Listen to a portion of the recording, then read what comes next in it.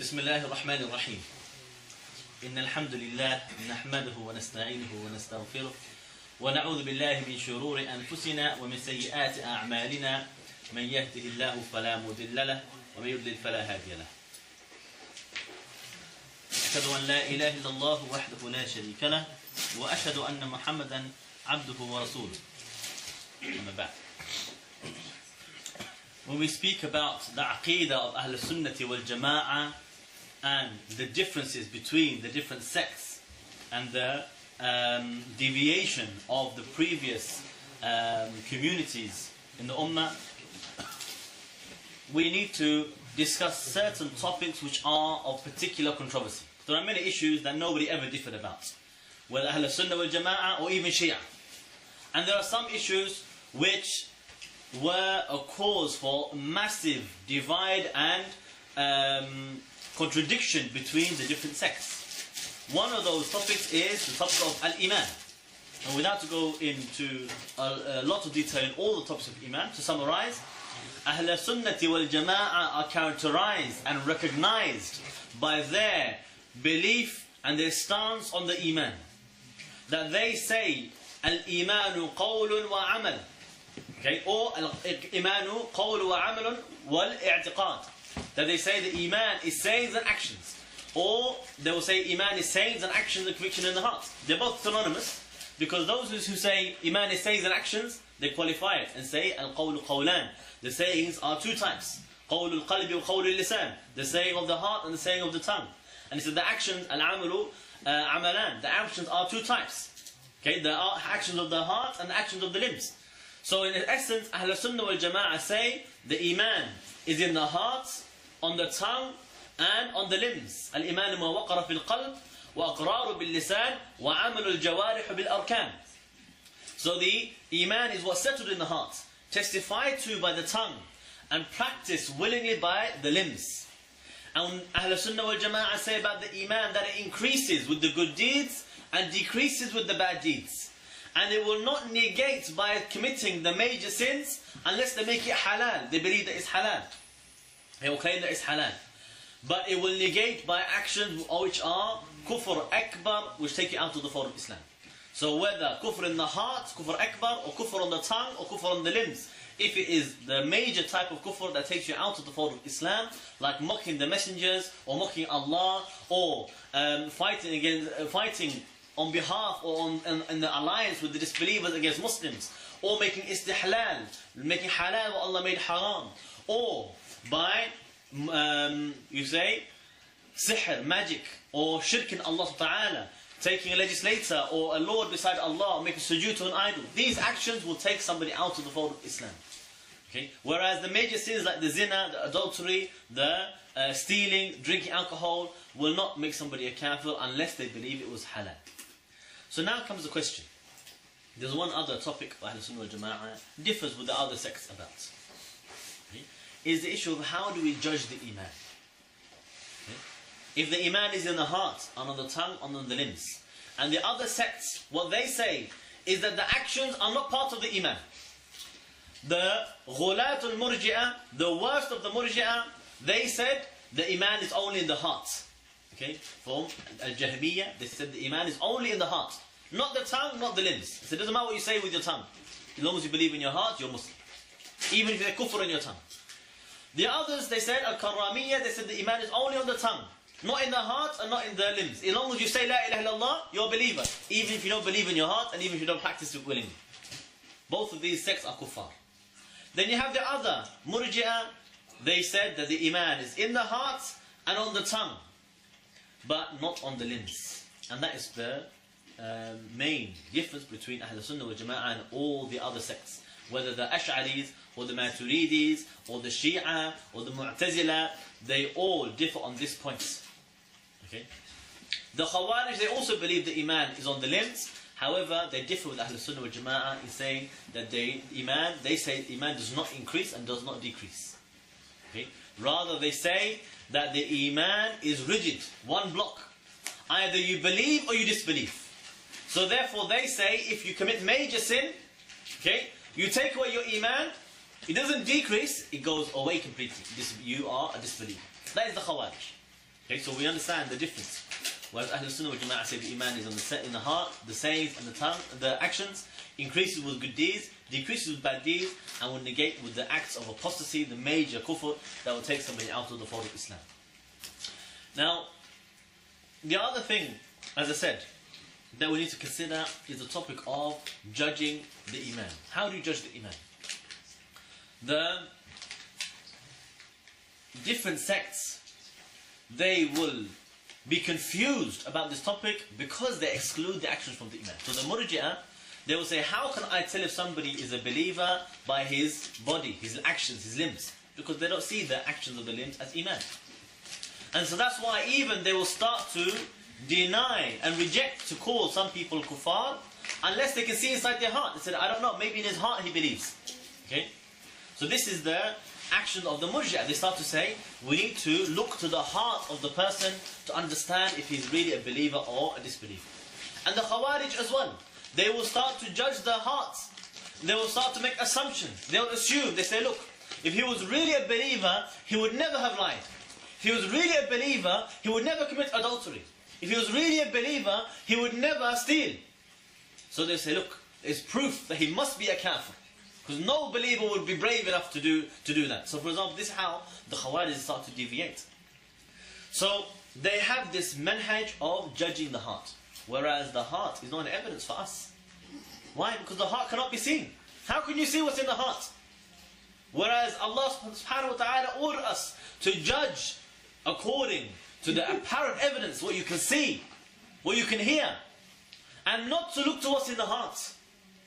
We say we've been ordered to judge by the apparent, especially when we talk about in relation to the Iman and Kufr. That is the Aqeedah of Ahlul Sunnah wal Jama'ah. And this is a topic, obviously, many people have heard the phrase, we judge by the apparent. And they repeat it, we judge by the apparent. Brother, I judge by the apparent. But they don't know what it means. They don't know what it means. I've seen some people, they say, brother, we judge by the apparent, and therefore, in his heart, he must... Are we talking about his heart? You say you judge by the apparent. You understand? So people, they say the words, why? Because they heard the Shaykh say it. They read it in a book.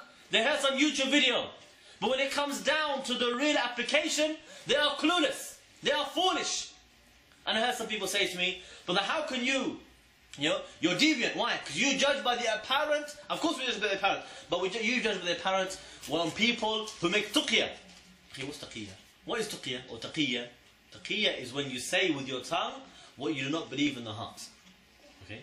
So you want to say to me, somebody shows me iman with their tongue, but in his heart is kufr. How do you know his heart is kufr? So ya akhi, we know. And they say, brother, the Shia. Brother, we know all about the Shia. The Shia are Rafida, those who deny the Quran, call the Sahaba kafir, and curse Abu Bakr and Umar and Aisha, and they start to believe that their imams are ma'soom and like anbiya and can abrogate the Quran and revelation, and they believe that the Quran has been distorted and there's a new Quran or a special Quran that is hidden and going to come out 2,000 years later. All these kufr beliefs of the Rafida, we know them, they are mushrik. Okay, there's no doubt about those Shia Rafida, they are mushrik. But the question is, brother, who do you accuse of being Shia Rafida? Because they want to say to you, if somebody repents openly from their kufr, and they declare publicly, I reject all the kufr of the Rafida, is it allowed for me as a Muslim, Ahlul Sunnah wal Jama'ah, despite my anger and hatred for the Shia, is it allowed for me to call him kafir? After he says, I repent from that publicly, and says, I reject all of what those Shia Rafida say, and I will punish anybody who does it.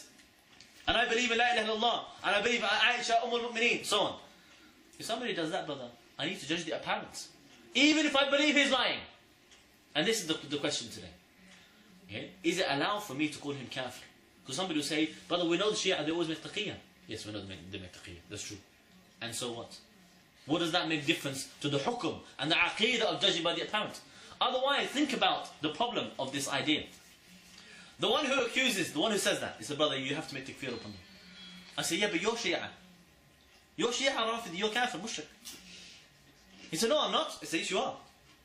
He said, no, I'm not, I'm Sunni. I said, you're making taqiyya. No, I'm not, brother. How do you not make taqiyya? Because the Shia make taqiyya and you're Shia. You see, you can't have that approach where you just say, just because somebody, you accuse somebody of being Shia, and therefore whatever he says to deny it, Impossible. Otherwise, you're saying to me, brother, impossible for the mushrik to become Muslim. The mushrik comes to you. I said, I want to leave the shirk I used to be upon, and I want to testify to La ilaha illallah, Muhammad sallallahu alaihi wasallam, I want to become Muslim. Muwahhid. He said, I don't believe you. You're making taqiyya. You can't become Muslim. You're never going to be Muslim. Akhi, this is wrong. It's not the manhaj of the Anbiya or the Muhammad sallallahu alaihi wasallam or the Sahaba. Not the understanding of the Sahaba. And we can see that from the evidences. Why? Because the Quran and Sunnah is what we follow. We don't follow emotions. The takfir is not about emotions. If the takfir is about emotions, you're making takfir of hawa. Okay? That is when the hadith says, if you call your brother kafir, or you say to your brother, ya kafir, then, as if you killed him. Or then the hadith said, the kufr will come back to one of you. Hadith in Abu Dawood. So, this idea of just making takfir out of your own emotions is not correct. Okay? Otherwise, brothers, we call many people kafir. Many people commit real kufr, and yet people are afraid to call them kafir. Okay? Some people, they are around the tawaghit. Okay? And they say to you, you know what's one thing they say to you? They say to you, brother, have the picture of the Taghut of Iran on his wall. Yeah? And your Shaykh has got the picture of the King Abdullah of Saudi Arabia on his wall, or in his pocket. Okay? What do you want to say about him? You want to call him kafir as well? How come you don't call the kafir all those ulama of the tawaghit of Saudi Arabia, and of Bahrain, and in Kuwait, and in Yemen, and in Asham? Why only when it comes to the ones that you hate for your own emotions? If the approach of change takfir, he doesn't call him kafir, therefore he's kafir. Yeah, the same could be said about every single ruler. Whoever doesn't call them kafir, we should call them kafir as well. We hold back. Why? Because we don't make change takfir. A takfir based upon, did he commit kufr? Can I see the kufr in his sayings and actions?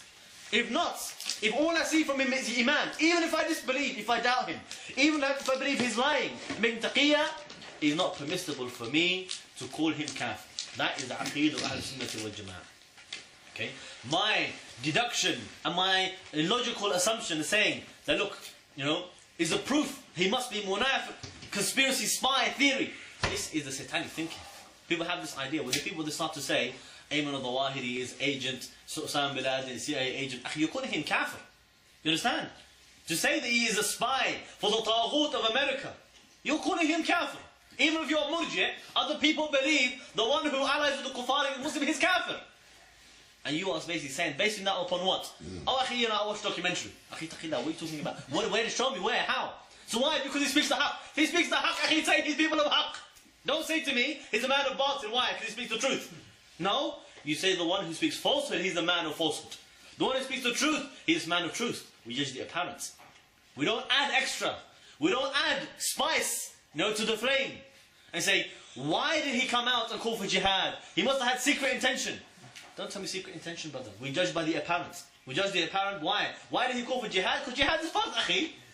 Yeah, don't make story for me. You don't need to make stories and conspiracy theories. Okay? Yes. Rather, we judge by the apparent. What is the evidence? And I'm going to focus on this one particular point.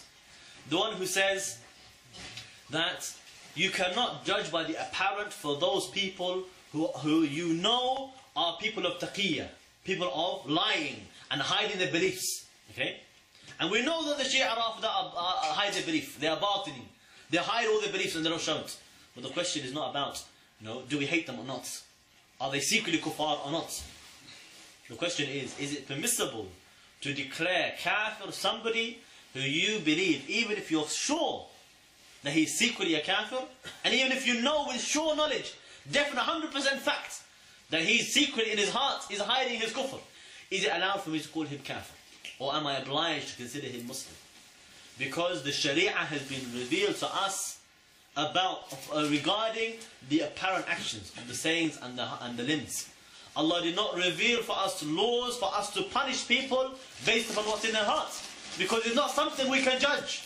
Rather, the heart will be judged by Allah subhanahu wa ta'ala on the day of judgment. Okay?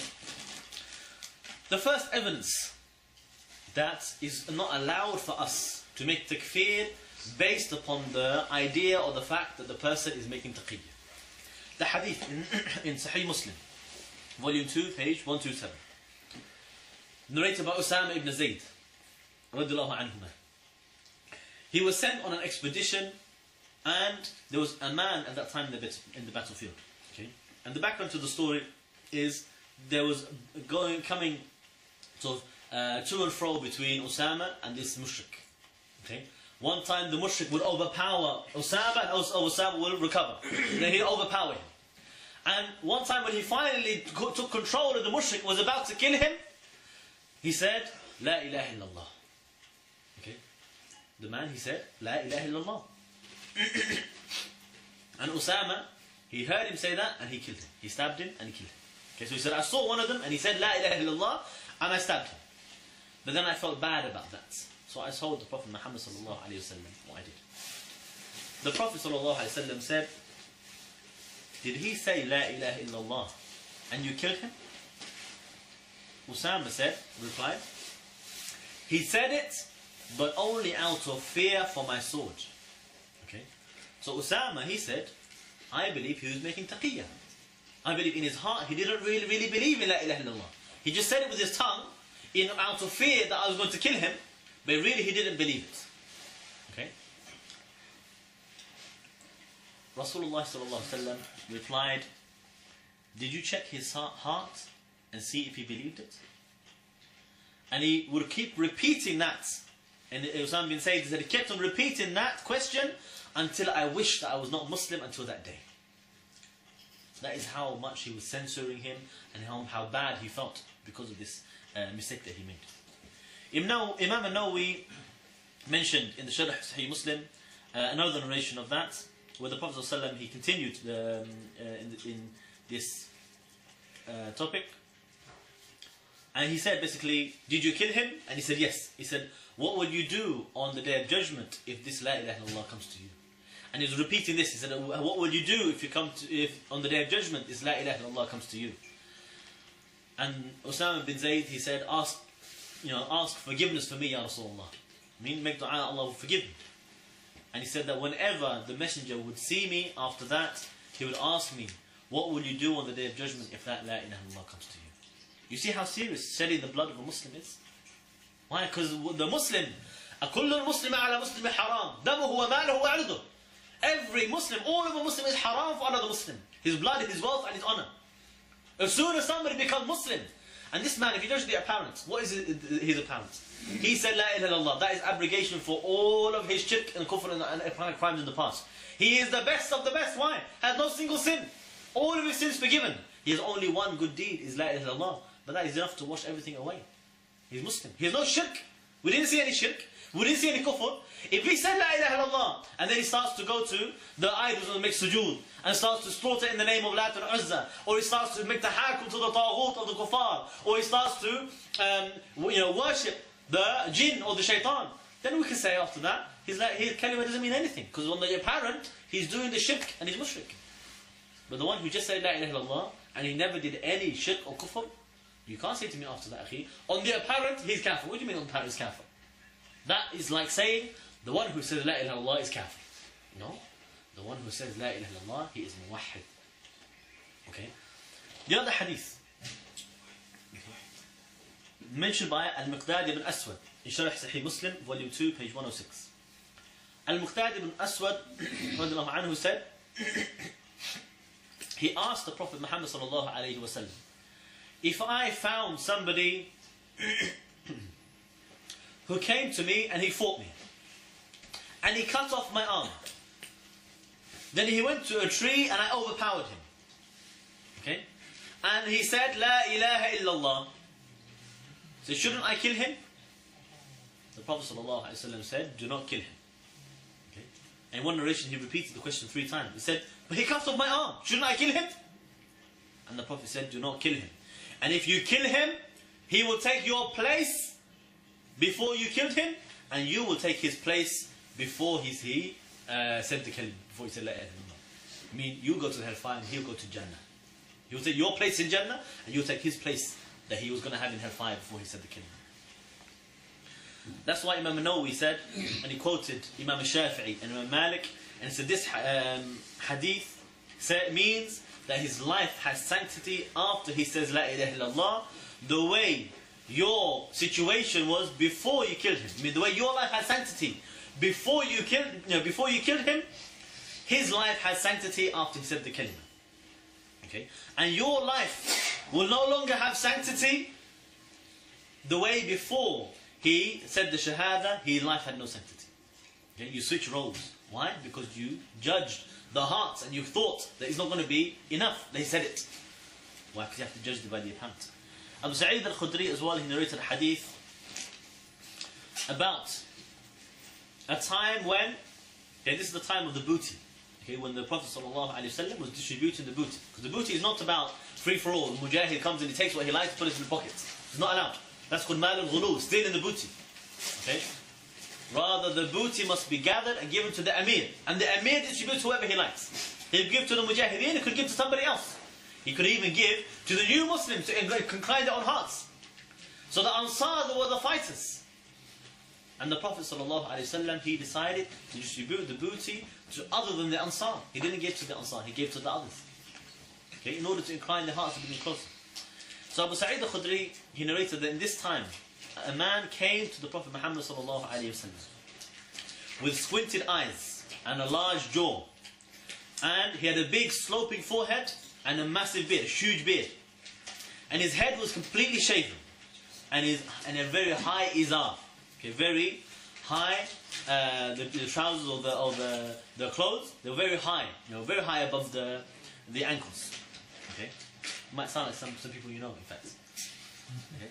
And he shouted at the Prophet ﷺ, and he said to him, "Ittaqillah, fear Allah." Meaning what? He was saying to him, okay, fear Allah in relation to the booty. Why are you giving to them? You don't give to us. Okay. And the Prophet ﷺ, he said, am I not the most God-fearing man? Okay. Allah trusts me from the seven of the heavens, and you do not trust me? And the man, he walked off. He turned his back and walked off. Khalid bin Walid, when he heard that, and he saw that, he used to see the way the Sahaba, very peaceful, weak Muslim. Khalid bin Walid said, Ya Rasulullah, let me cut off his head. Let me strike his neck. Dare somebody speak to Rasulullah like this? Sallallahu alayhi wa sallam. He said, shouldn't I strike his neck? The Prophet sallallahu alayhi wa sallam said, no, because he prays. Okay? Because he prays the salah. Because the man, he said, fear Allah, it's not kufr. Okay? Fear Allah is not an insult. Nowadays people, if you say fear Allah to somebody, they start a Facebook page about you. Now, it's become an insult, attack upon you. Fear Allah is good advice, mashallah. When they asked Rasulullah, give us advice, they said, I advise you to fear Allah. There's nothing wrong with it. Okay? So all the man did, obviously what he did, he was rude, and he did not deal with the Prophet ﷺ the way he deserved. Okay, which is wrong. But is it kufr akbar? That's the question. So Rasulullah said, no, because he prays. But Khalid, listen to what Khalid said next. This is the important part. Okay, on the topic of taqiyya. Khalid bin Walid, he replied, how many people pray with their tongue what is not in their hearts? Okay, so Khalid bin Walid was saying, look, there are people, they might pray with their tongue, okay, showing us iman, but in their hearts, in fact, they are really kafir. And in order to apply this to this man, and this man was Dhul Khuwaysir al-Tamimi, he was the head of the ancestor of the Khawarij. The Prophet ﷺ replied to him, Allah did not order me to open their chest to judge in their hearts. Okay.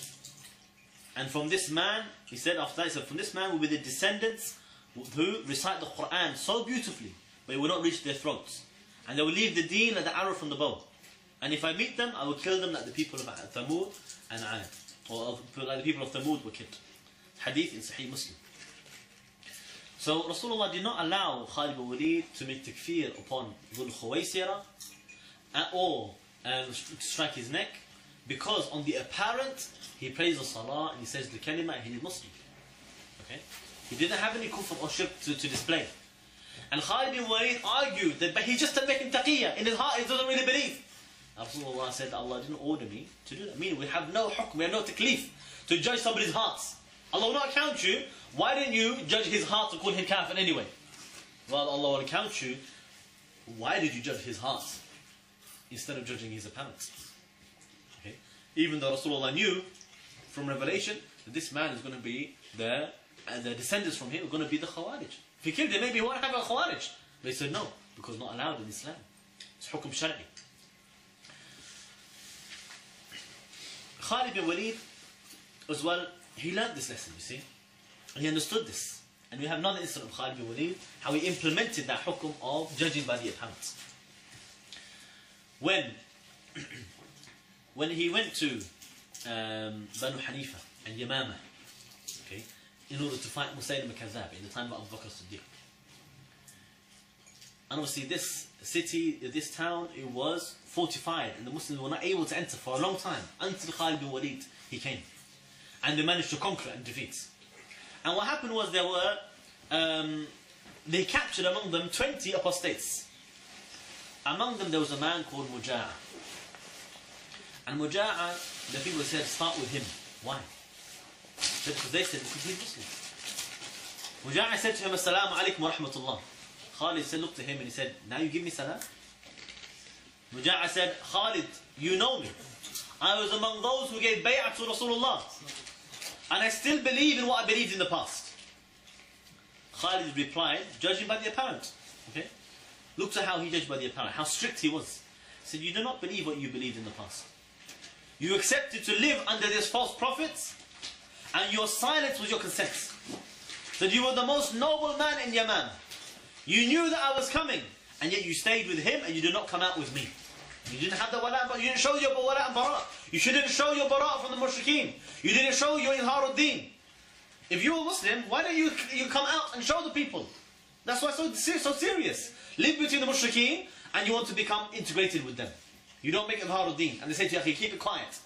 That's the danger. Why? Because people are going to judge you by their apparent. If you don't show your deen, and people look to you and you say, what's the difference between you and Bob and Joe? They'll say, okay, you like Bob and Joe, you're kafir. Why would I think you're Muslim? Okay? So Muja'a, he said to him, look, you stayed with him, you didn't come out with me. He said, and I cannot find any excuse for you. He said, you heard what they said and you did not speak out. Okay? And said, there were among you people who were less than you, people who were weaker, not noble, not chief. And they spoke against Musaylimah. And he mentioned some of the names. Okay, I didn't write the names down, but he mentioned some of the names. He said, so-and-so spoke out and he was tortured. So-and-so spoke out and he was killed. Okay? Muja'a said, I was fearing from my people. Okay? He said, out of fear. Okay? Prevent strategy, akhi. We have to. Khalid bin Walid said, then why didn't you come to me? Why didn't you send me a letter to ask my help? Okay? Why didn't you make hijrah? Why didn't you leave? I mean, not acceptable for you just to live hide your deen, for you to come out. And he said, between releasing you and from my sword, there is a middle way. I'm going to imprison you until Allah finds us a way. Okay? So this is how Muja'a, he was treated, based upon judging by the apparent. Why? Because when you judge the apparent, you find somebody stands with the enemy, he's one of them. Okay? Somebody stands with Saudi Arabia, Taghut, king, he's one of them. The one who follows the Taghut, he is Taghut. Okay? وَمَن يَتَّبِعِ الطَّاغُوتِ فَهُوَ طَاغُوتٌ. The one who follows the Taghut, he is one of them. He is a Taghut like him. So the one who stands with Bashar al-Assad, he's one of them. The one who stands with FSA against the Muslim, he's one of them. The one who stands with America against the Muslim, he's one of them. Judging by the apparent. I don't need to say, yeah, but he loves Allah and Messenger. Really? Yeah, but he loves Islam. The one who makes the hakum to the Taghut, by the apparent, he's kafir. He's mushrik. How can you make the hakum to the Taghut if you believe in Allah? Okay? That's called judging by the apparent. But he says to be, yeah, but he loves the Sharia. So why do you go to the Taghut then? Why go to the Taghut if you love the Sharia? So you see, it's not just a matter of, we pick and choose who we make takfir upon. Ahl Sunnah wal Jama'ah, we follow this aqidah as hukum shari'i. The one we see the kufr, he's kafir. The one we see iman, he's mu'min. Okay? If the one who showed us iman was somebody who we have partisan against, and you make takfir, that's called takfir of hawa. Even if he's Shi'i. Okay? Even if he's somebody from the Shia, but he shows you iman, he says, I'll give up all of these things. Okay? This was Shaykh Umar. When the whole fitna of Hassan Nasrallah and so on, he called him kafir before. Why did he take back his takfir? For a brief moment. Why?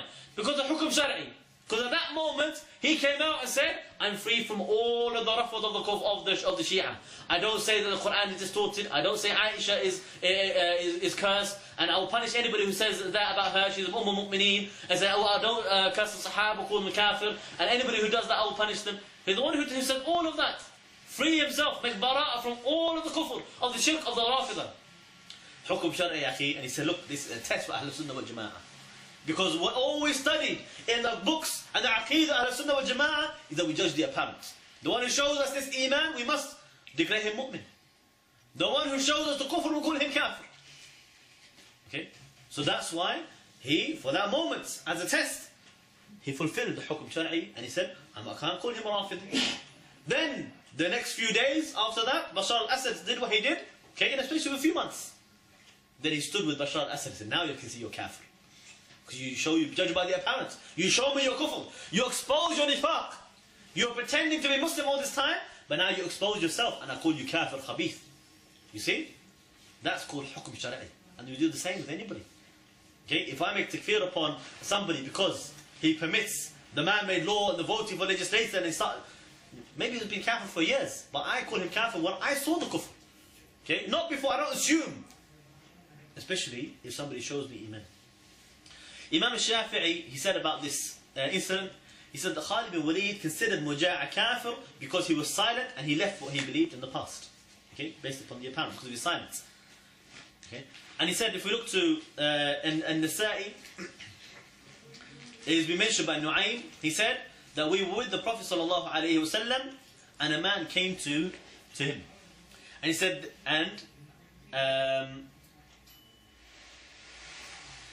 what the Sahaba did, they considered this man a kafir. They said that he was a kafir and they started to conspire to take his money. The Prophet ﷺ said, didn't he say La ilaha illallah? And they said to him, yes, but only out of fear from our sword. The Prophet ﷺ said, do not kill him, because I've been ordered to fight people until they say La ilaha illallah. After that, their life and wealth is protected. They said, Ya Rasulullah, he feared our sword. The Messenger of Allah said, I have been ordered to judge by the apparent. It's hadith in Nasa'i, hadith number 3714. And it's been mentioned by Sufyan al-Thawri about this hadith. He said this is so clear that the pillars, I mean the sayings and the actions, they are for the people to see and hear. Okay? The pillars, the sayings and actions, is there. That is what we judge. What we can see and what we can hear. Not what's in the heart, we don't know about. I mean, even this... Okay.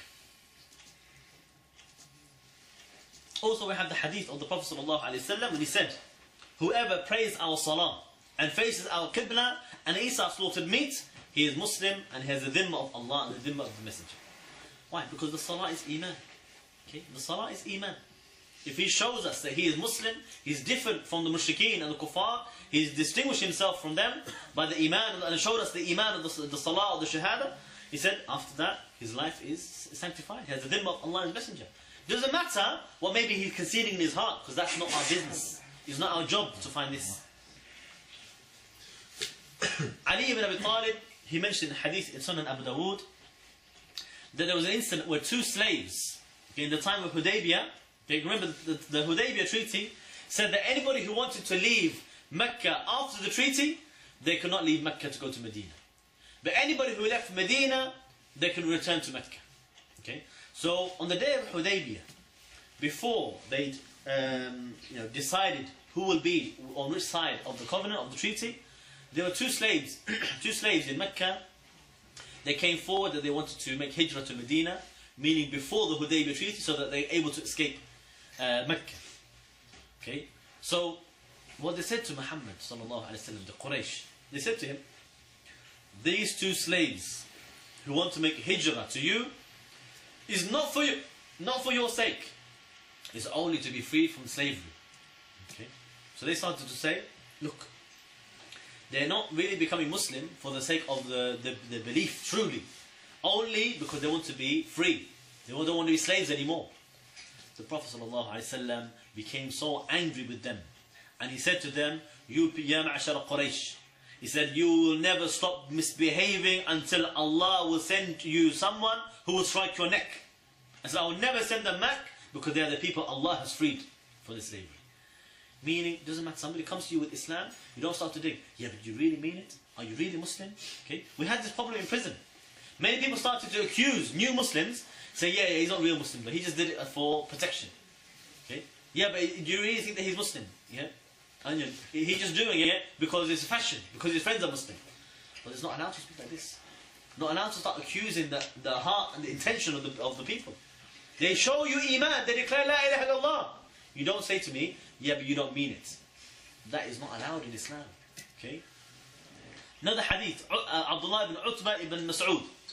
He said that I heard Umar al-Khattab say that there were some people excused by the wahi in the time of Rasulullah sallallahu alayhi wa sallam. But now the wahi has stopped. So now we will judge you according to the appearance. So whoever shows us corruption, we will never believe him or trust him, even if his intention was good. Okay? This hadith of Umar al-Khattab, hadith in Bukhari, is because of an incident that happened with Hatib ibn Abi Balta'a. Hatib ibn Abi Balta'a was a Sahabi radiallahu anhu, who in the time of the Prophet, he, out of fear for his family who was living in Mecca, he sent a letter, or tried to send a letter to the Quraysh, informing them that the Prophet was coming to conquer them, hoping that maybe they'll protect his family in the time of the war, so they won't be harmed. Obviously, that on the apparent is an act of apostasy. But Allah subhanahu wa ta'ala excused him because of his secret intention in his heart. And that he really didn't intend for that at all to be any harm for the Muslims. Umar al-Khattab, however, when he heard his excuse, he called him kafir, judged by the apparent. And the Prophet ﷺ, he consented to that, he didn't condemn him. Okay? But because of Allah's revelation about Hatib, he did not call him kafir. And he said that Allah informed me that he spoke the truth. So, after the Prophet ﷺ passed away, Umar al-Khattab made this declaration. He said, in the time of the messengers, that maybe some people were judged according to their hearts. Maybe in the time of Rasulullah, Allah made an excuse for some people because of their own hearts. Because Allah informed us about their hearts through wahi, through revelation. But he said, now the revelation is finished. Revelation stopped. We don't see the people's hearts anymore. What we see is the actions. He said, so now the wahi is stopped, we will judge you according to the apparent. Okay? Al-Zahir. So whoever we see from you corruption, we will never believe it. Okay? We will never trust them.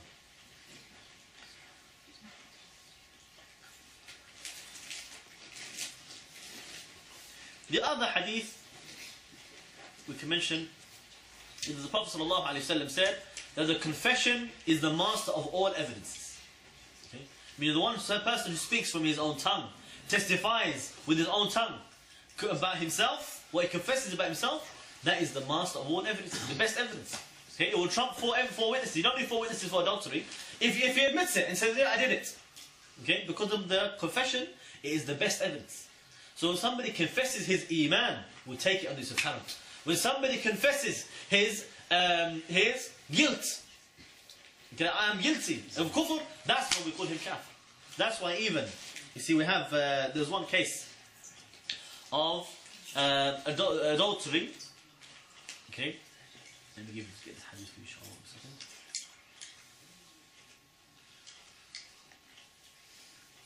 There was one case where there was a woman who was accused of adultery. Okay, and she had got pregnant, in fact. So there were no witnesses for this adultery. So, but the husband accused his wife of the adultery, and they had li'an. Okay, so the li'an is where the husband and wife, they accuse each other and they curse. Okay, so they say, she did so and so, may Allah curse the lie, may Allah curse me if I'm lying, okay, or may Allah curse her if she's lying, and so on. And so they'll do this 5 times. For the last one, they will curse themselves if they are telling a lie. Okay, and they'll do that for each other. And after that, they'll be divorced forever, complete big divorce. In this particular case, the Prophet ﷺ, he said, after accepting the li'an, the Prophet said to the husband, he said that wait till the baby is born, and we will see. If the baby looks like so-and-so man, who obviously has been accused of committing the adultery, he said, then we know that she is guilty. And if he looks like you, then we know that she is innocent. When the baby was born, and remember sometimes you could have, husband and wife, they are, for example, from Nigeria. Okay? They look a particular way, both of them. And their family from Nigeria 100 years. And the one being accused is, maybe is Irish. Okay? with ginger beard, ginger hair, everything. No. And the baby comes out, akhi, and he has, he looks like he's Irish. Where did he come from? Understand? So, when the baby was born, he looked like the other man, not the husband. Okay? So when the Prophet ﷺ saw this, what did he say? He said, if not for her confession, okay, then he would have, he would have declared that the child was the other man's. Okay? But because of the confession, we judge by the apparent only, and the confession is the mother of evidences, that oath was sufficient. He said, just because of the oath she gave, there will be between me and her a different situation. Okay? So he judged by the apparent upon what evidence is acceptable for us, not the doubtful or hidden evidence. Even if it appears like it's so clear that it's the other way around. Rather, we go by the evidence that the Sharia allows for us. The other hadith as we mentioned.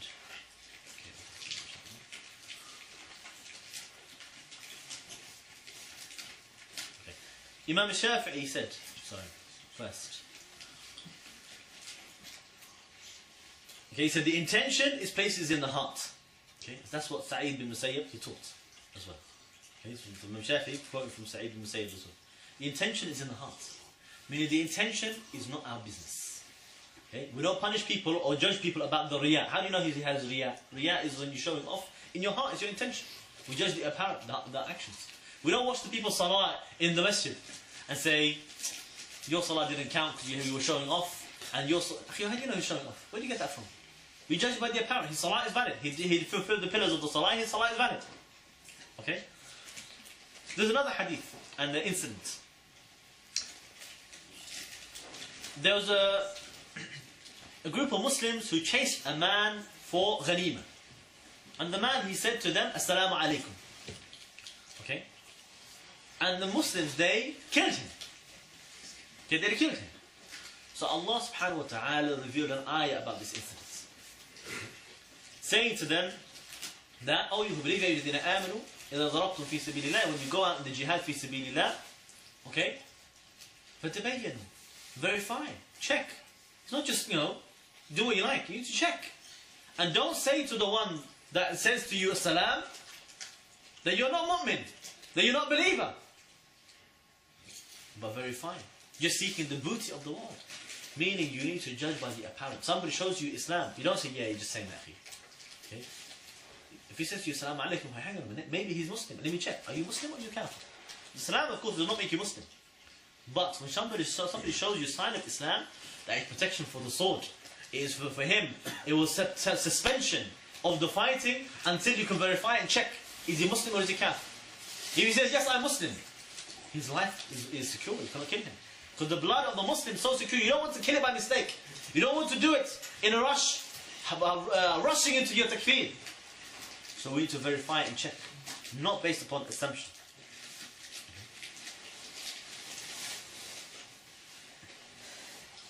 Also, we have the case of Abbas ibn Abdul Muttalib.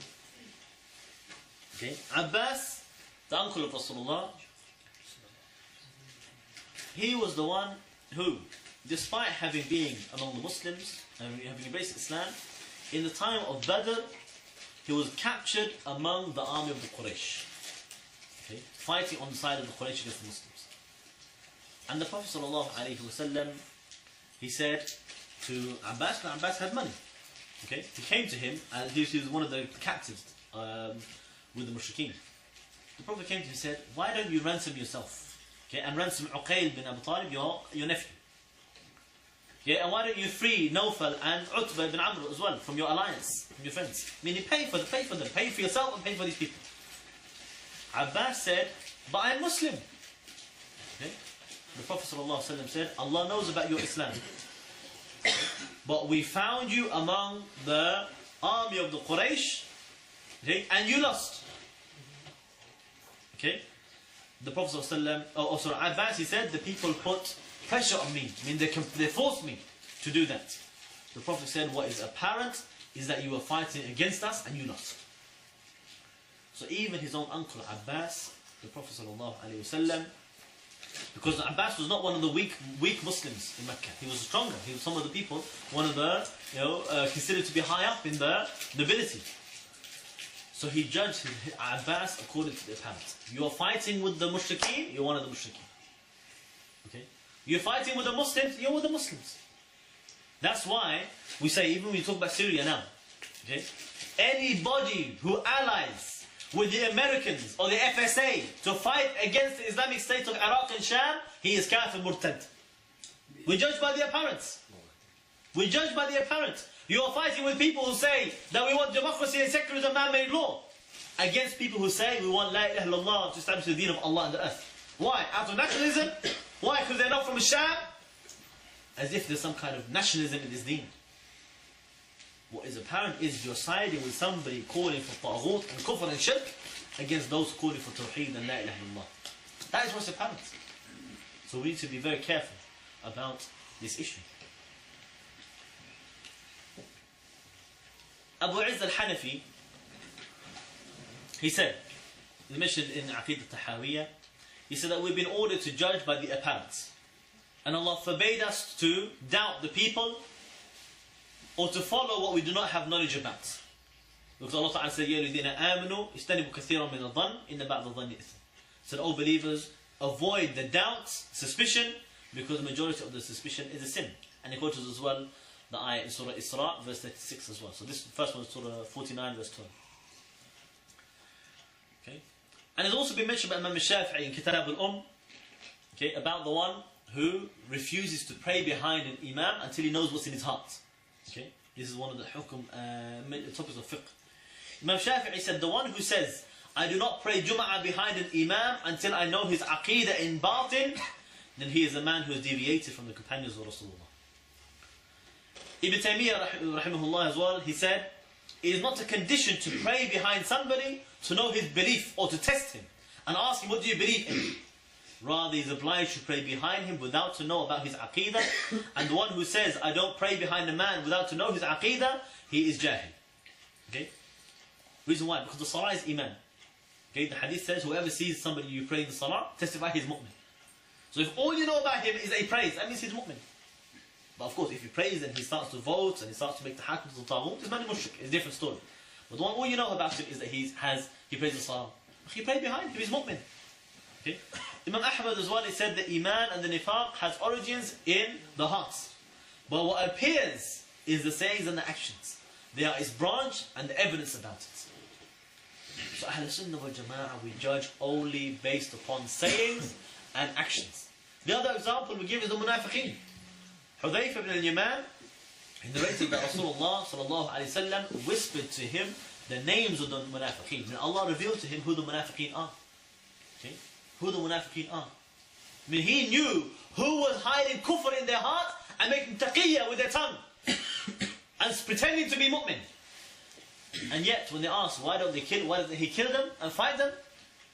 He said, no, because the people will say, Muhammad is killing his own followers, the believers. Meanwhile, because people judge by the apparent. People see, they are Muslim. So why are they killing him for? If he was obliged to make takfir upon them based upon the heart, the hidden, he would have killed them and fought them as apostates. But it's not allowed in Islam to have secret evidence. We're not kuffar. Okay? Have judgment in the court, have fatwa. What's the hukum? We're going to punish you based upon secret evidence. Nobody knows it but me. Okay? That's what they have in the courts in the UK. They have secret evidence. He said, we have evidence against you, but we can't tell you what it is. How am I supposed to defend myself? I said, well, you don't need to do that. What for? We already decided the judgment last week. Why do you need to defend yourself? Okay. If you want somebody, okay, no problem. We can get you a solicitor, but not your solicitor. We're going to give you a solicitor from, let me call one of my mates. Okay? He'll be your solicitor. He can see the evidence, but he can't tell you about it. And then he'll make up some kind of defense for you, but he can't tell you what the defense is either. Okay? We'll have the meeting secret in my chambers, in a secret place. Nobody sees it or hears about it at all, and then we just come out and we punish it. The same thing, actually. We're not like this in Islam. The judge does not base the hukum shari'i or the judgment on secret evidence. It's based upon what is apparent, what can be shown, what can be seen. The Prophet did not kill the munafiqeen, even though he knew, and the munafiqeen are bigger than the Shia when it comes to taqiyya. That is their own main manhaj, that is their own deen, is to hide the kufr and show the iman. Yet the Prophet ﷺ did not make takfir upon them, despite knowing who they were. Even the head of the munafiqeen, okay, Ibn Ubay al-Salul, even when he died, the Prophet ﷺ was ready to pray the salah over him as janazah, as a Muslim. Why? Not making takfir upon him based upon, but he makes taqiyya, akhi. Why? Because hukm shara'i, we judge by the apparent. He showed us iman, he didn't show us the kufr. So we call him a believer, we pray over him. Until Allah revealed the ayah to him saying, do not pray over them. They were not really believers in the end. They were kuffar secretly. So the Prophet ﷺ, he did not treat him as a kafir until Allah revealed to him, ordered him not to pray over him. Okay? But otherwise, all the munafiqeen, they remained considered Muslim until they exposed their kufr, either by insulting the deen, or by allying with the kuffar, or by doing some kind of kufr. That's when they were called the disbelievers. That's when they were called apostates. Until then, they were treated as Muslims. So but this is the same thing for us. We don't make takfir based upon secret evidence, or based upon suspicion. What do I think he's really holding in his heart? Like somebody said to me, yeah, you say that you make takfir on the mushrikeen, but you don't really believe it. In your heart, you're hiding. Okay, this is not correct. This is called takfir of hawa. Now you're making takfir of hawa. Okay? If somebody said the kufr and you made takfir upon it, I'd never criticize you. Even if I wasn't sure about it, because my ignorance does not evidence against your conviction. Okay? But you're saying to me basically, all the evidence you have is that he declares all the iman, all the Islam and Tawheed and Baraa from the shirk and the mushrikeen. He shows you everything. But then after that you call him kafir. Why? Because you think he's faking it. In his heart you think he doesn't really believe it. That is called takfir of hawa. Okay? Or is the takfir of the khawarij. And that is what we need to be careful of and save ourselves from. We judge by the apparent. Whoever shows us kufr akbar without any excuse, we call him kafir. The one who shows us iman, we will call him mu'min.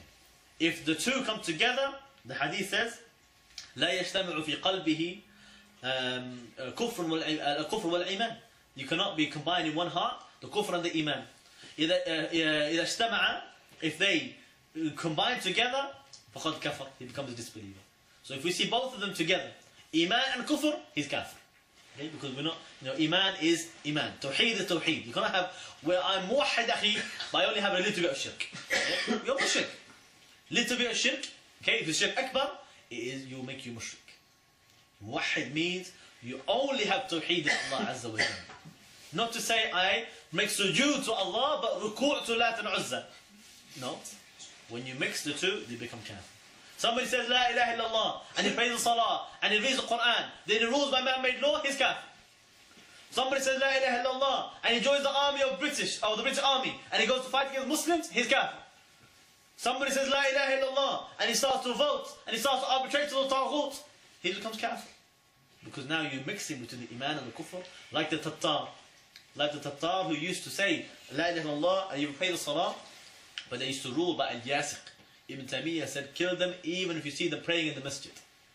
So that is how we distinguish based upon the apparent. The one who shows us their kufr actions and their kufr sayings, we will call them kafir as haqq of Allah, as ibadah to Allah subhanahu wa ta'ala, as an act of qurba ila Allah, to become closer to Allah subhanahu wa ta'ala. And the one who shows us iman, we will call him our brother, al-Muslim, mu'min, muwahhid, based upon what they show us from the iman and tawheed. وآخر دعوانا الحمد لله رب العالمين. Inshallah, if there are any questions, we can do with them. Yes. The question, you mentioned that earlier that we judge by the parent, yeah?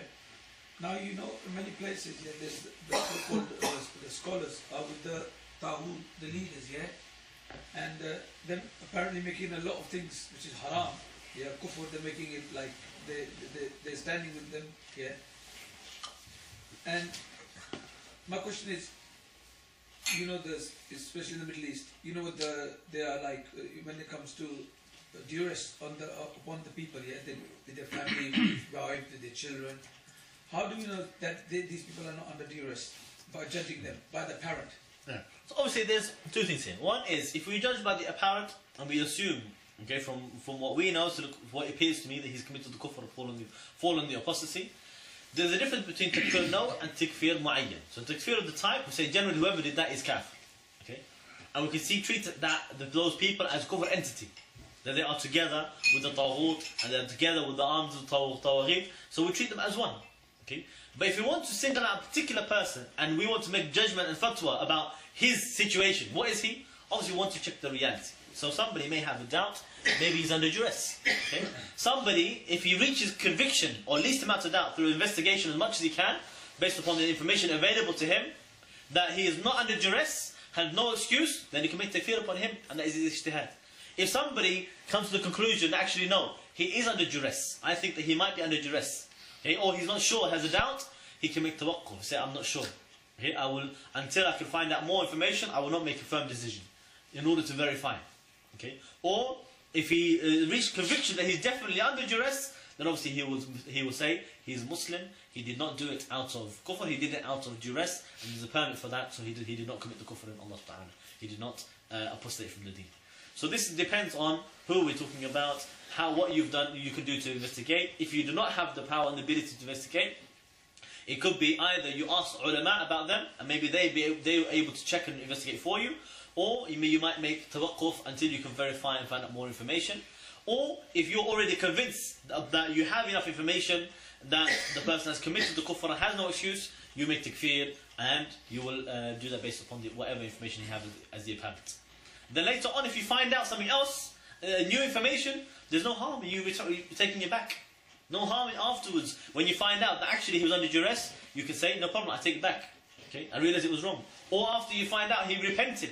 He did it before, but then he realised and he learnt and he repented from that. No problem, you can take it back. You can say no. Okay, now I realise he's not kafir because he repented from that, so he's been saved from that kufr. There's no harm in that. It's not shyness. It's not a matter of showing off or partisan, or to be proud about your own fatwa, to say that what you did before, you said before, you cannot go back on it. You go back when you find out there's new evidence to disprove what you said before. Yes. Another question. This to do with people calling for democracy. Yeah. Now we've got people in most of the mosques here, the imams there. Yeah. Yes. This is not by necessity, right? It's not something that a lot of imams, yeah, they're asking people to vote, yeah, and the voting is coming up soon. Yeah. Knowing that this is not by necessity, yeah. First of all, yeah, what do we call them? And secondly, can we pray behind it? Okay, I'm going to do the second one first because it's easier.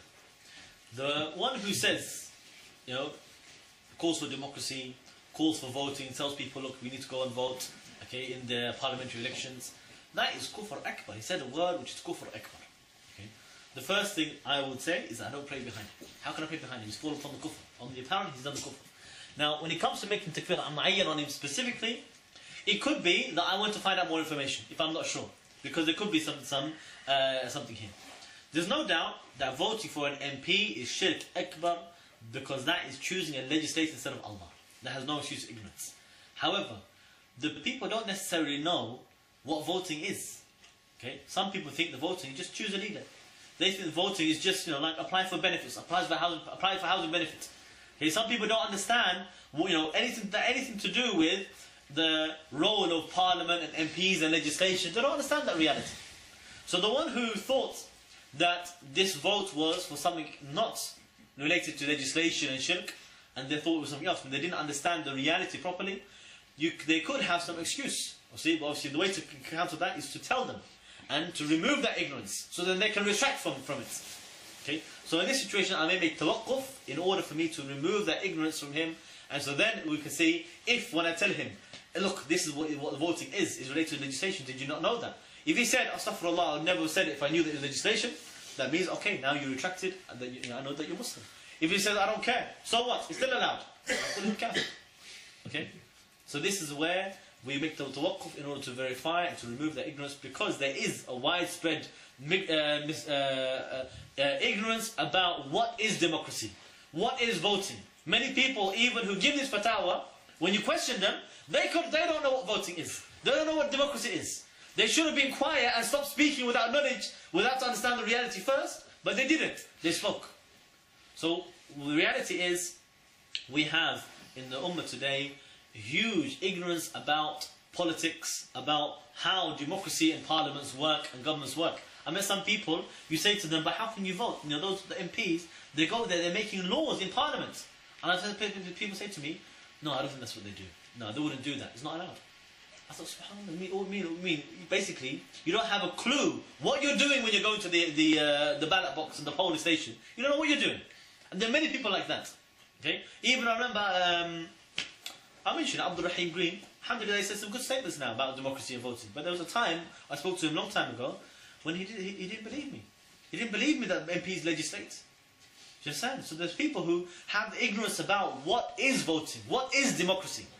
Okay? So if somebody thought, I'm choosing, I'm selecting, for example, the best footballer of the match, okay, man of the match, that's what I'm voting for. This is not obviously kufr akbar. Okay? But if he knows I'm choosing a legislator to make laws on my behalf, and that's what I'm voting for, okay, and he says that that's allowed, that is shirk akbar, has no excuse of ignorance. That person is kafir or mushrik, unless he has some kind of duress or insanity or something, or some other kind of excuse. So the one who, if you have conviction that he knows exactly what he's talking about, and he's saying that kufr anyway, obviously I'll call him kafir. If I have doubt that maybe he misunderstood what the reality is, because sometimes they hint to the fact they didn't know what it was as well, then maybe I hold back until I can clarify and remove that ignorance from him, and so they give him this ultimatum. Look, either you accept the reality now and you retract from what you said, or you insist on your kufr and I'll call you kafir.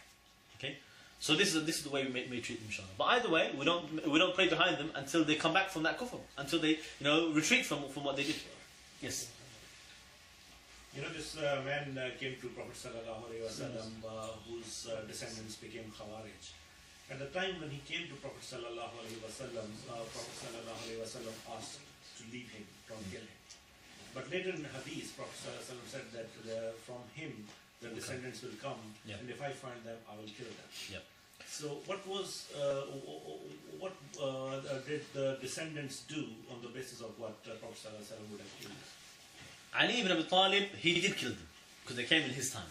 And even at the beginning, when the Khawarij first rose, and they started to make statements and even make takfir, and start to speak about the Sahaba and the arbitration between Ali and Muawiyah, he didn't rise against them, he didn't fight them. Only when they started to come out and fight against the Muslim, fight against Ali, as Baghi, as rebel, that's when he fought them, as a Baghi. Some of them they disbelieved, and some of them obviously they just fought as rebels. But that only when they displayed this either kufr or baghi, that's when they would be considered to be worthy, or their life or the blood of the world to be losing its sanctity and become halal for the Sahaba to fight. Yes. So I had a follow-up question on that. Yeah. That was on the question. You see, if someone votes and he doesn't have a misunderstanding of the reality, but he doesn't have an understanding of the reality, he just votes anyway. Is this guy? This man is foolish. So the one who, for example, this happens a lot in the Muslim countries. Okay, for example, in Bangladesh, the way the villages vote is not because they're thinking, oh, who should we have as our legislator and who should we choose to. They basically have the local party will come to the tribe and say, look, I'll give you 100,000, you vote for me. Yeah? And the whole tribe comes together and say, what do you think? We all do it together? Yeah, we'll all do it. Okay, even had one situation, so I remember somebody telling me, one party came, gave him 100,000. The other party came to somebody else in the tribe and said, I'll give you 200,000. So they had a big dispute. Well, hang on, they came first. We should all go vote for him. So no, but yeah, he's giving us more. Let's vote for him. Yeah? So it's become business. Okay? So people, they don't understand. This little piece of paper, you put an X on it. Why is that kufr? You understand? Some people's mind, what's the big deal? Paying £100,000 to put an X. Okay? What's the big deal? Because they never understood what that X represents. So that person, he's jahil, he's foolish, he's sinful, because he did an action on kufr and he never asked the hukum in the first place. Okay? You can't just ignore it. And they can't go on forever ignorant as well. Ignorance is not something, my whole life I'm ignorant. I commit all the kufr and the shirk, and I never learned about it. That's i'rad, turning his back on the deen. Eventually he needs to learn. Eventually he needs to, and the thing is, when you have some Muslims shouting at you every election, vote today, kafir tomorrow, don't vote, stay Muslim, don't vote. Meaning people warning you, telling you. And you want to close your eyes and say, no, don't tell me, don't tell me, don't tell me. That person, he's turning his back on the deen. So he doesn't want to know the hukum, shari'i, in order to implement it. So, eventually we're not going to give excuse to ignorance forever. Okay, it's not the issue as, oh, just his whole life you can be jahil, committing all the shirk. No, this time maybe I give you ignorance this time, then I tell you. And after that, I maybe give you some time, to think about it, and I'll check with you again. But if you're still going to insist after I told you everything, of course you're going to call you kafir. Okay? Because we judge by the apparent. After that, you no longer have ignorance anymore. I told you. So this is where the reality of the person, you will judge it based upon the current situation, the last of the situation, not what was before. So if somebody he did that, just copying each other. Oh, what's today? What's this fashion? Everybody's going off to this polling station. I want to be a part of it. Let me go and do something as well. Okay. Somebody just like this foolish, and after he realized, well, what did I just do? I said, you just committed shirk. Oh, astaghfirullah, I never knew. Yeah. So that person, we know he didn't realize what he was doing. He retracted from it, and he never insisted. But if you tell him you just chose the legislator instead of Allah, he said, oh, that's okay. He's kafir. Okay, because he thinks it's okay. He thinks it's acceptable. So it's not the one who partakes in the shirk, whether he's ignorant or not, though, considered Muslim. Let me be more clear with my question. Because that example you give me is clearly somebody who doesn't know. He's being paid to vote. Yeah. He saw the money.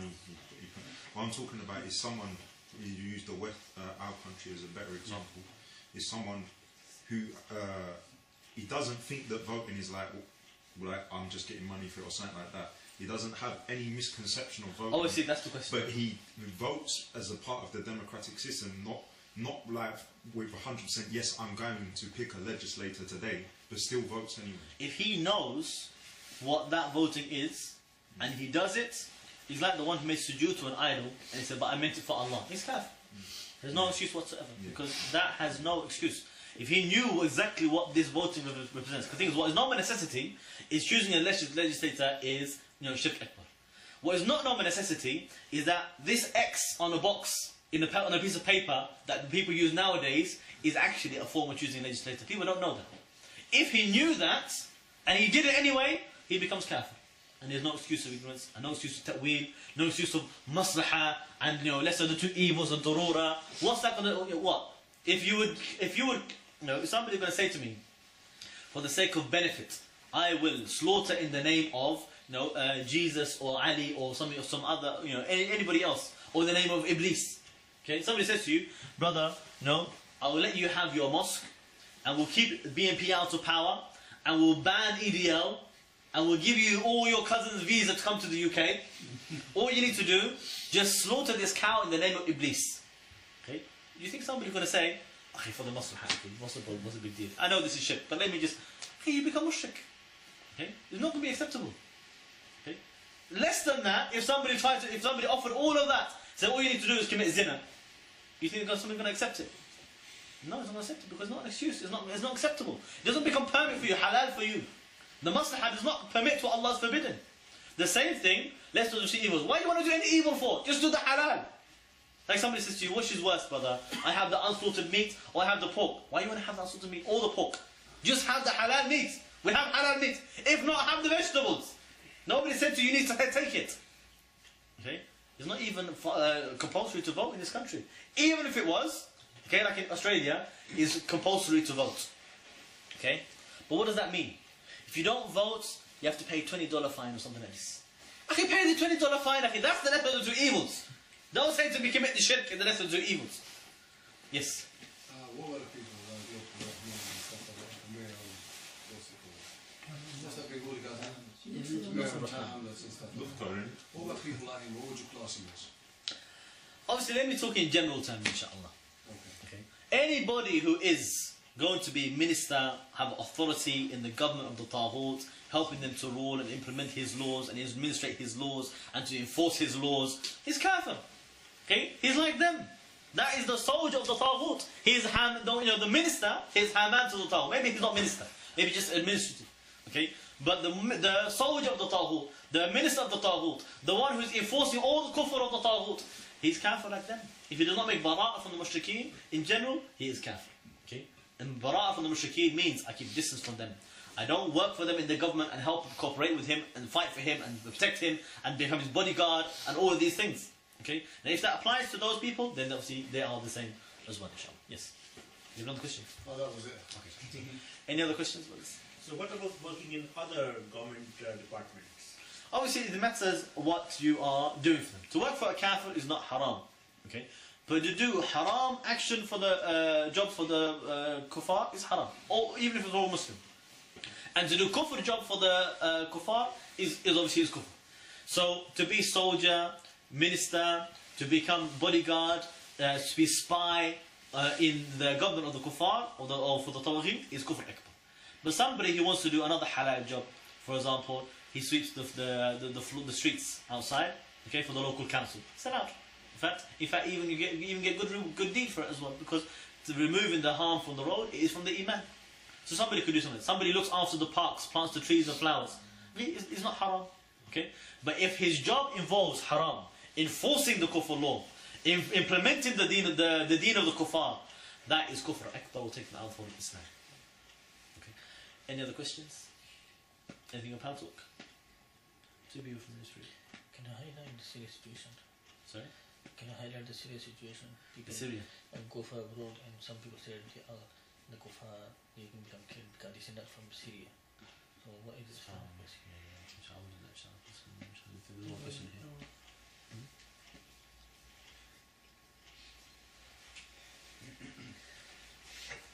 Okay, just anything up above? Nothing. Okay. So the brother was to ask a question about Syria, what's happening now. Now the situation we have, big fitna in Syria. The funny thing obviously is something we've been saying for a long time anyway. We could see it coming. We could see that eventually Bashar al-Assad will be on his last legs, and the FSA and those secular will turn on the Muslims and turn on Jabhat al-Nusra, the Islamic State of Iraq and Sham. We shouldn't be surprised by it. Okay? We shouldn't be fooled by it. We learned the lessons a long time ago. It's not the first time it happened. It happened in Afghanistan, it happened in Iraq.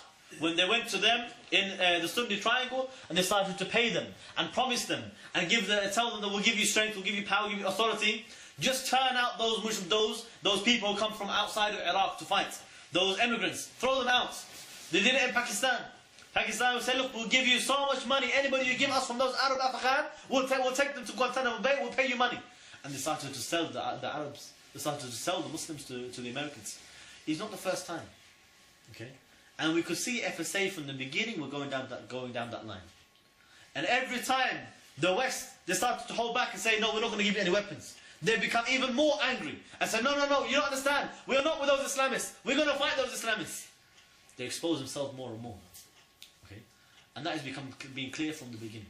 And it is natural that there's always going to be this propaganda war between the camp of Iman and the camp of Kufr.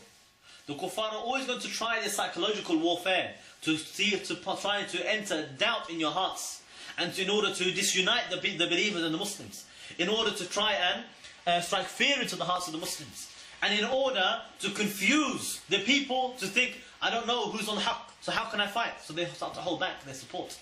When the people can see clearly they are on haqq and they are on falsehood, people know what they want to do. They know how to take sides. But when things are cloudy and confused, then people don't know what to do. So people hold back and people don't want to get involved. So that is what they start to do. That is part of war. It will happen in every era, in every battle, in every war. People will start to do these things. So we shouldn't be surprised or shocked and think, how can it happen to the Mujahideen? Rasulullah sallallahu alayhi wa sallam, he had munafiqeen in the armies of the Sahaba. Why? Because they're munafiq. And nobody knows who they are until they expose themselves. Okay? If the Prophet Muhammad sallallahu alayhi wa sallam could not save his army from having some munafiqeen, you think today, after the decline of the Muslims and the characters of the Muslims and the loss of all the knowledge, you think we're going to be saved from having some munafiqeen and fitna makers between us? Allah informed us in the Quran that there were people from among the Muslims, ma'awiqeen, the munafiqeen, they used to say to the Sahaba and say to each other and say to a Muslim, inciting them. He said, don't give your money to Rasulullah until they disperse and they're defeated. They used to say to them, look, all of the people come and gathered against you, so fear them. I mean, all of this is their own attempts to discourage the people and to stop them. That is a psychological war. And that is happening in Iraq and is to be expected. Rather, the way to counter it is for us to stand firm. We know the guidance and the haqq and the success and the victory is with Tawheed and with Wala and Baraa. So those whose call is La ilaha illallah, we stand with them. We support them and we're obliged to support them. And if we let them down, we are sinful. And if we betray them, we are sinful. If not kafir.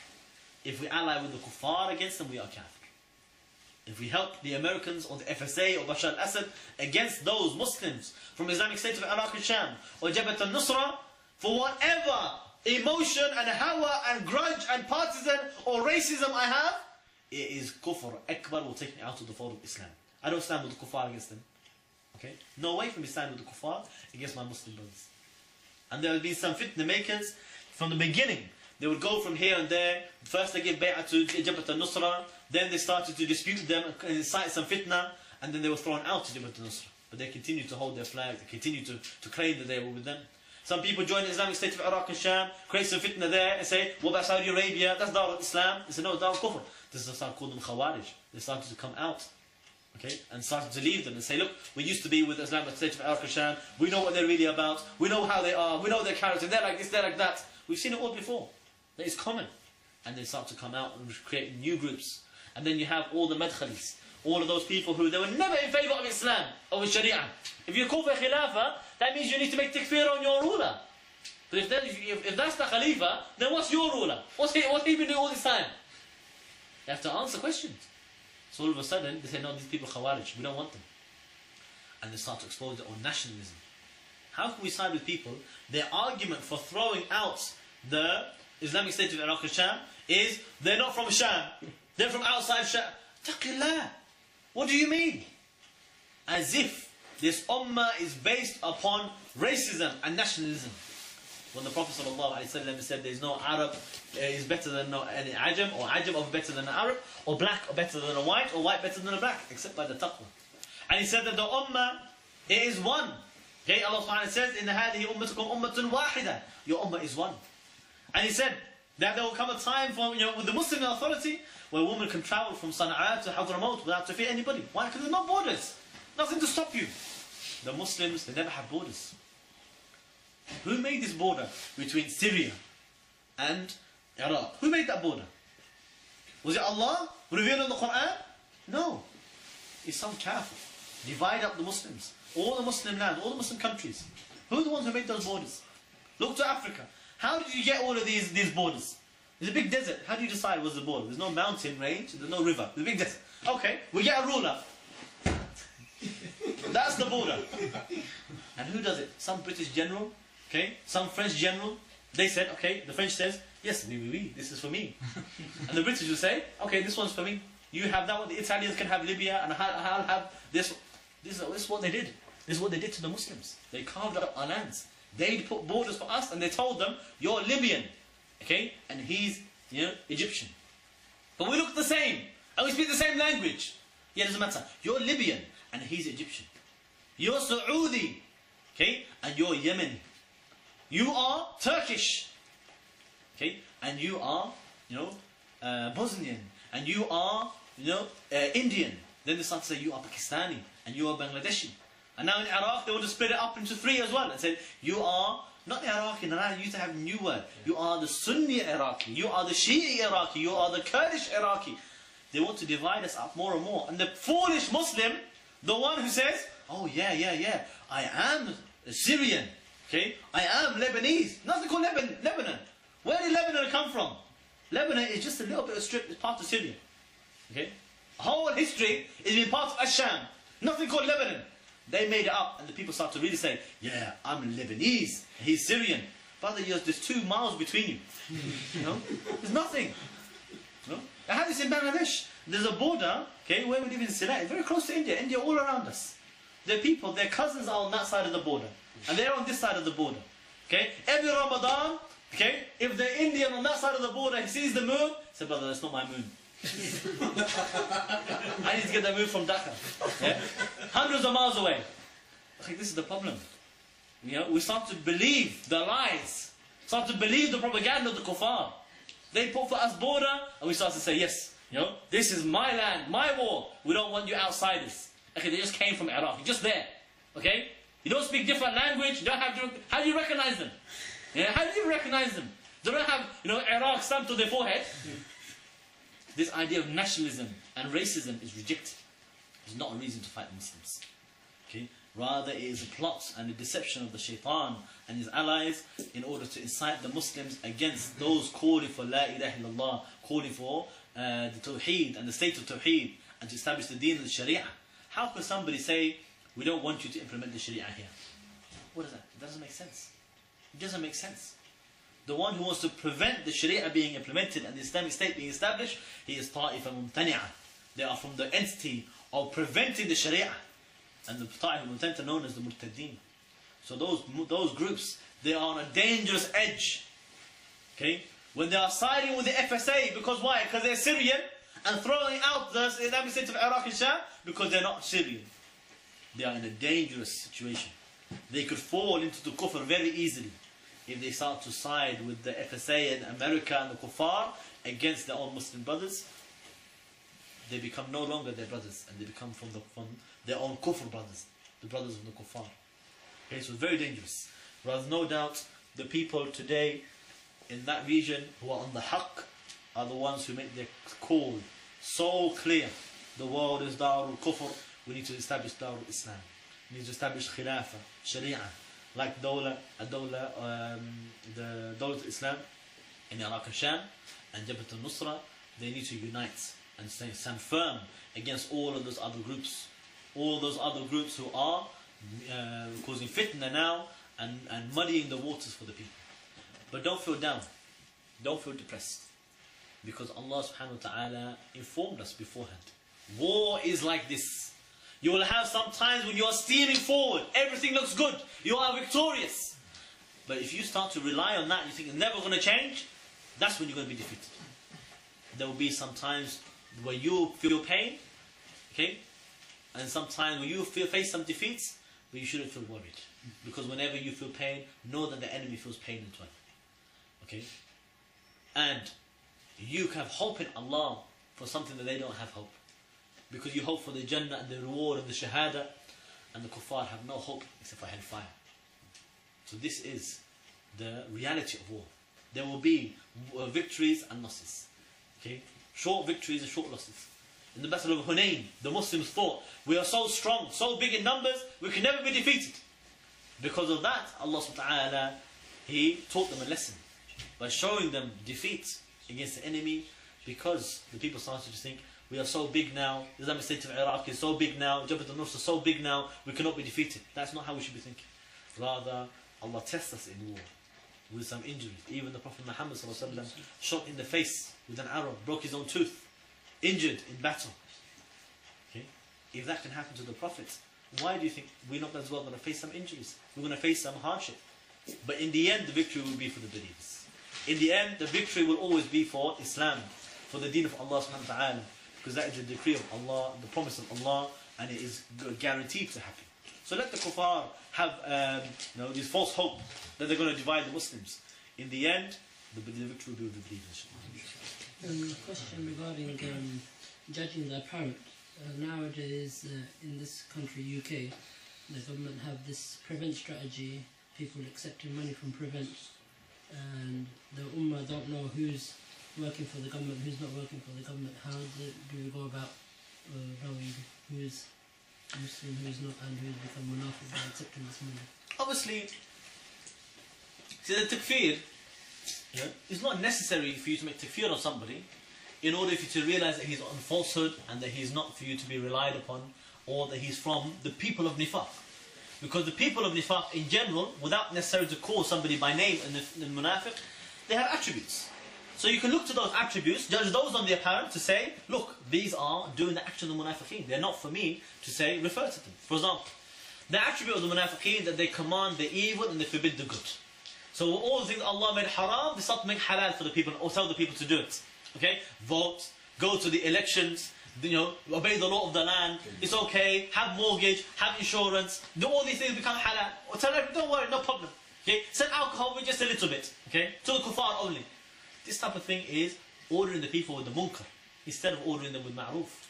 And forbidding people from the ma'roof instead of forbidding the munkar. Okay? So for them, everything is halal. You can find fatwa for anything nowadays. If you look hard enough, long enough, ask enough people, you find fatwa. Whether they drink alcohol, did it come from grapes or did it come from, you know? So you'll find somebody who'll give you fatwa. Okay? Mortgage, say, you know, the Sheikh used to say, look, you know, some people go to fatwa shopping. Okay? So they'll phone up, you know, the phone up the Sheikh. Sheikh Omar, is this new mortgage, Islamic Bank of Britain, you know, mashallah, they've got Arabic and their logo and everything, you know, subhanallah. And they said it's halal mortgage, home purchase plan, you know, subhanallah. Sheikh Omar said, yeah, I checked it, I investigated it, it's haram, don't take it.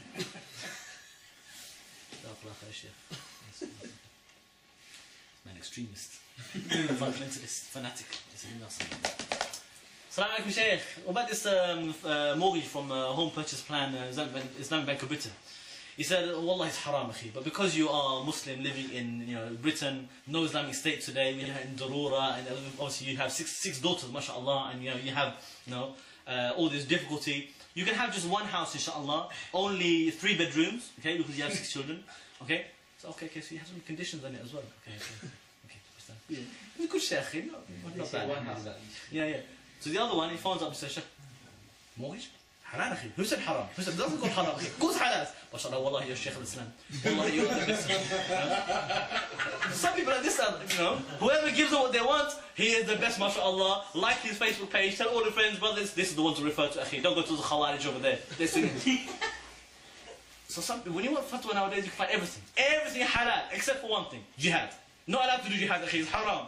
Akhi, jihad is far. No, it's haram. So the munafiqeen, they will command you with the evil and they forbid you from the good. Okay, that is their attribute. The other attribute of the munafiqeen, they always side with the kuffar. They're always happy to see the Muslims in pain and suffering. And they're so angry and upset when they see the kafir being, you know, in suffering or pain. So when Lee Rigby is killed, they're so sad. They're so angry. So why did he do it? Why? Subhanallah. No, make janazah for him, make dua for him, write condolences card, write to his wife and say, I feel so sorry for you. She say, don't worry, we're separated anyway, I'm already on to another man. The Muslim feel more sorry for him than his own wife did. You know?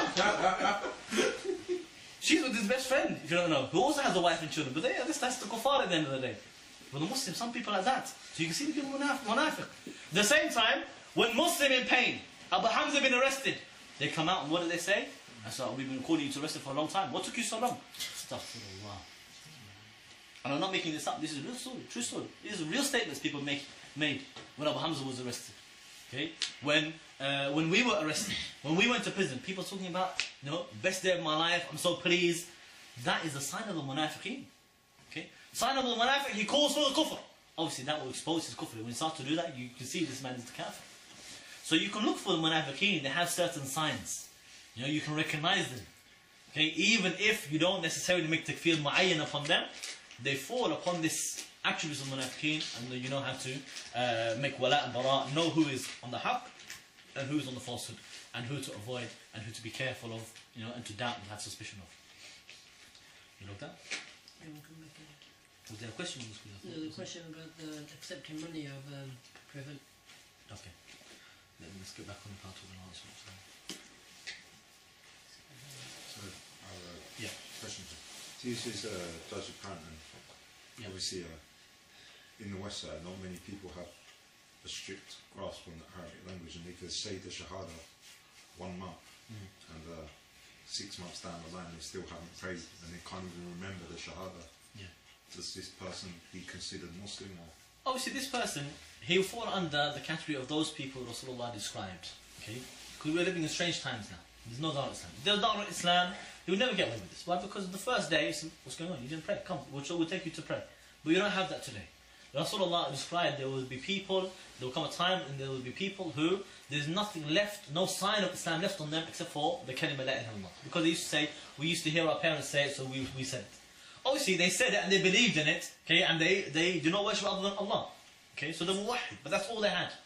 Okay, so that ignorance, because their knowledge was not available to them, was not possible for them to reach that knowledge, so they were given an excuse. And Hudayfa said that la ilaha illallah will be shafa'ah for them, will be intercession for them. Okay, I mean they're muwahhid. So somebody living far away from the Muslims, when the knowledge is not available to them, has difficulty, okay, we will give certain excuse. And if I find somebody that all this time has not learned to pray yet, I will take him and I will teach him to pray. I will feel it's my mistake, my fault. No? Before just saying, oh, you're kafir, you haven't prayed yet, oh, you're kafir. Hang on, you're Muslim and I never taught you to pray yet. That's what I should be thinking about. How could it be you're surrounded by these Muslims and not one of us came to you and taught you how to pray? It's our fault. So we should be teaching them to pray, and then we can look to about whether he prays or not. That's a different story. So we want to look to them and say, look, he embraced Islam, he did what he knew about Islam, he's trying his best, we assume the best about him, we teach him, we help him to practice, and that's how we will treat him, inshallah. Okay. Obviously, if he starts to display clear kufr and shirk akbar from Masail al-Jaliyya, obviously, then his shahada before will not save him. Okay. We don't give the excuse of ignorance to the Jews and Christians for their shirk. We're not going to give it to a new Muslim, okay, or an old Muslim. That's not going to make a difference. Yes. And basically, I want to find out my question is like how apparent is the apparent most of the time. For example, say I see a brother with long beard and toga and he's walking past a row of off license, and I'm across the road and I see him with a can of beer and he's gone behind the block. And about 20-30 seconds later, he comes back out without no can and he seems like he's walking dodgy. Is that apparent enough? Okay, this is obviously suspicious. Okay. No. You found the can on the road. It all depends about it all depends about how much you have benefit of the doubt of the Muslim. You assume the best about Muslim. Okay. So if somebody is apparent that look he's different from the mushrikeen, he's Muslim. Okay, he's apparent to you that he's not like the Jews and Christians that are living here. He's somebody who's Muslim. You will assume the best about him. Okay, so if he had a can of bottle, a can of beer, and he went around the corner and he comes back without it, we'll say obviously no, he is changing the munkar by the hand. He's taking it off somebody and he's throwing it away. Okay? And if you have doubt, just ask him. Okay? But we don't accuse without clear evidence. If we didn't see him drinking, if you think about it, he wouldn't be punished in the Sharia court because he was holding it and then we saw him later on without it. Rather, he'd be punished if he was seen drinking it. Okay? He would be punished, even the hudud for zina, adultery, the 4 witnesses seeing the pen in the ink. No pen in the ink is no hudud. Okay, so you can see how we want to actually establish proof. Now when it comes to the iman, if somebody shows me clear iman is the shahada, okay, or the salah, because these are what by text. These two are proof of iman, of entrance to iman. Somebody shows me that, I'm not going to believe rumours about him. Somebody says to me, yeah, but akhi, he's really bad, he does this and this and that, he worships the grave. So yeah, you say so, I'm not going to believe you. Until I see it from him, or I hear it from him, why am I going to just believe rumours? Otherwise, we call anybody kafir. Because, trust me, rumours, they go around and around and around, and they're never true. Hardly ever they're true. Rather, when you verify, that's when you get the truth. Okay? So the rumours is not an evidence for us. Just seeing something a little bit suspicious is not evidence for us. Okay? The Muslim should not behave suspiciously as well, because it will cause people to doubt him. But to doubt a Muslim without evidence is not acceptable. Rather, we need to have the benefit of the doubt and assume the best. Because the ayah about the rumour about Aisha anha, Allah says, why didn't the believers, when they heard the rumour or the ifk, the lie, why didn't they think good about each other and say, obviously this must be a lie? Okay? This is the approach that we should have with Muslims. But was there a question on the screen? Somebody repeat it because we logged out. No. No question. So I just wanted to say, I don't think I don't think anyone was laughing at the question, it was just very detailed. Yeah. It was just very detailed. It was a question I had from another meeting, which was also to say not everybody on Prevent Money is a snitch. Yeah, it's true, because I can see this Prevent Money is just a money-making scheme.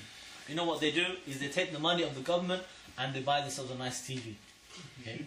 If I tell you, I don't mind exposing them. Okay? ACF, Active Change Foundation in Leighton, they take all the government money and they buy themselves pool tables, okay, plasma TVs, more than one, okay, computers, PlayStations, Nintendo Wii, yeah? Active Change Foundation. They used to send me there when I was on probation to de-radicalise them. Yeah?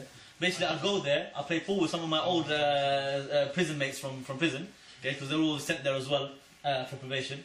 So I'll go there, play pool, a couple of games with pool, and I'll go back. There's no such thing as de-radicalisation, anything else. Now, maybe they don't snitch, I've not seen it, I don't know. But I tell you what is apparent from them.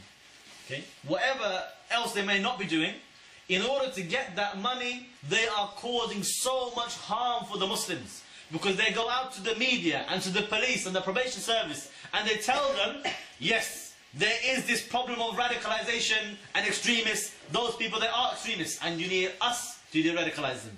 And you need to pay us lots of money for it as well. Okay? So then when we come to probation, and they say, yes, we've heard that you are extremists, and you're friends of us. I said, it's not true. It's not, it is. Hanif told me, you know, after the Foundation, they said, you guys are extremists. I mean, he put us in it. He's put us in a ditch now. How are we going to climb out? Because they are stoking the fire.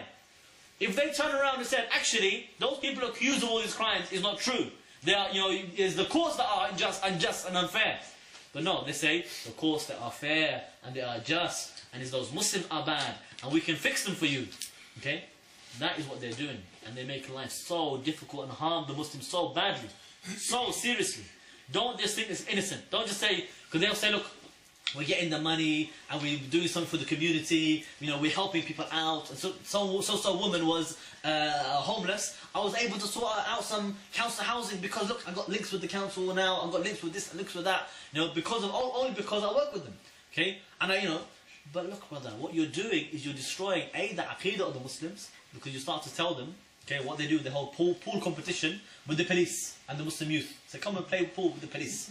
And these are your enemies, they're not your friends. Okay? You forget about the wala and bara. So they destroy the aqidah of the Muslims. They destroy the unity of the Muslims by isolating some of them, saying, those are extremists and we are moderates. We'll make them moderate for you. Okay? That is isolating and harming those Muslims as well. Okay? So they're doing a lot of harm to the deen and to the ummah and to the Muslims and the community. They are the ones who are the harmful to the community. People want to accuse everybody else. Okay? Why Abu Hamza speaks the truth for? He's causing harm. Why is Anjum Chowdhury speaking the truth for? He's causing harm. That is not harm according to the Sharia. Allah rejects that. Because otherwise all the Anbiya are sinful. Because they all came to the people with the haqq, and the kuffar attacked them. They skinned alive the companions of Isa. They tortured Sumayyah. They boycotted. They created a boycott for all of Banu Hashim. You're going to say to me that Rasulullah caused harm for the community? That is rejected in the Sharia. When you speak the haqq and the kuffar attack you, that is not called harm. That is called the natural reaction of the kuffar, their oppression, and it's for you, hujjah, their judgment for you and against them. But when you compromise the deen, and you stand with them, and you make this taqiyya, pretending to love them, and you start to change the deen for them, and start to deceive the people about Islam, that is harm. Even if they didn't do everything else that they do to the Muslims, it is harm. Okay? And that is serious problem we have in the community in the UK. Yes. So, what if somebody openly comes out of his own free will to just, I take money from the government, and I'm confident if they keep giving me money, I could stop prevent more attacks taking place in the street. I don't think he wanted to mention him. I don't want to mention the brother's name. Maybe he forgot the guy's Well, brother, name. you know me, brother. I don't like to mention. That's why I didn't mention the name specifically. I don't want to mention specific specific names. You know, there's a reason why I don't like to mention specific names. Okay? Because whoever it is, if they're doing the kufr today, okay, maybe tomorrow they can repent. But if I mention their name and I say, you're kafir, khabith, this, that, the other, he become angry. And the shaitan come to him and say, see, those are the khawarij. You're really on the haqq. And he starts to become, you know, even more proud and say, I'm never going to change. Yeah? But maybe if I can get through, if I can hear the message and think about it without to make it personal, he starts to think, what if I fall into that category? Maybe I need to change. To give opportunity for him to repent. Okay? And if you repented tomorrow, what am I going to do? Take down the video? How am I going to do that? Yeah? Rather, let the message go out in the principles so that people understand without to make it personal. So neither they get upset, nor their students and followers get upset and start to make it personal, you know, back and forth. You know, you insult my shaykh, I insult your shaykh. It's not necessary. Let's understand the ahkam, and let's all just make sure we don't fall foul of those laws of Allah subhanahu wa ta'ala. So an individual comes. Somebody turns around and says, look, I take lots of money from the government to prevent the jihad and the call for Islam. That person is kafir.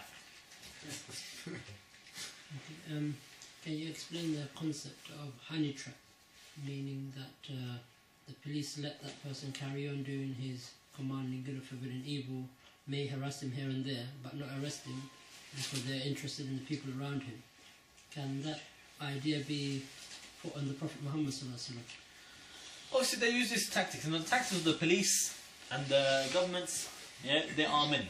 And I remember Sheikh Yusuf al-Ayayri, he spoke about the security measures and the arrests and the interrogation techniques. And he said that they don't torture everybody. Some people they torture, some people they don't torture. And they don't arrest everybody. And the reason for arrest are many different reasons. Sometimes they will leave the leader and they will arrest the followers. Okay? And sometimes they will arrest an ordinary person and torture him badly. Sometimes the arrest is in order to strike fear into the hearts of the others. So the others they feel bad and they start to run away. Okay? And sometimes it's easier for them to do that by arresting the ordinary person so that other people can relate to him. Okay?